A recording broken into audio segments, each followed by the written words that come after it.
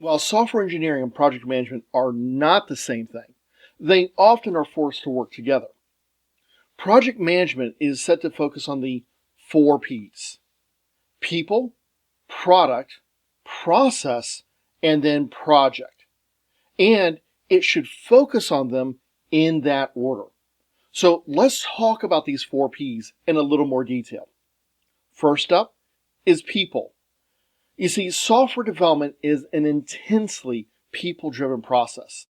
They have to design, model, develop, debug, and support the project. So without people, you cannot have a completed project. Often managers think that they can find a good process to solve a people problem, but that rarely works. Good, motivated people is what drives successful software projects. Next is the product. Before a project can be planned, product objectives and scope should be established. Alternative solutions should be considered, and technical and management constraints should be identified. Stakeholders must meet to define the product objectives, and if you think about the first couple of steps of the generic process that we talked about way early on in the first couple of weeks of the course, this is where we get this information. Next is the process. We've looked at various frameworks for building out a process. Regardless of size, certain things always seem necessary when working on a project that you're trying to manage. These will be things such as tasks and milestones. You need to feel comfortable working with them, and experience is unfortunately one of the best ways that you're going to get it. So by working on more projects, that's how you're going to get more comfortable to make you be able to do more projects of greater complexity and longer duration. The project itself is our next thing we want to focus on. We conduct planned and controlled software projects for one primary reason.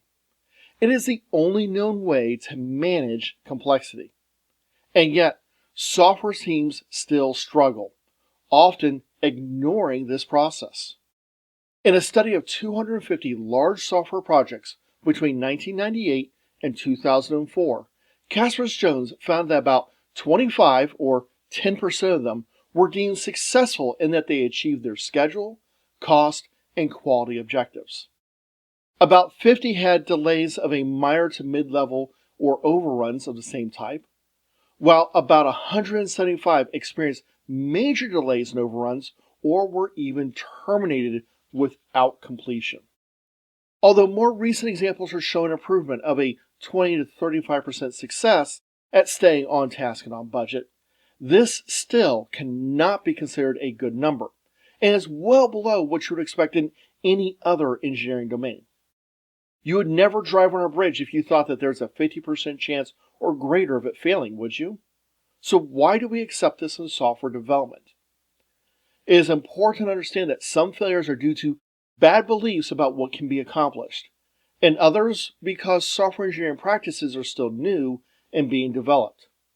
However, that just means that we need to continue to work on improving our processes until we can get to a proper expectation. The process of our project management will also be key in delivering these factors. While the product varies for each project, the concepts around the 4 Ps stay consistent. We'll look at 3 of those Ps: people, process, and project in our next few videos.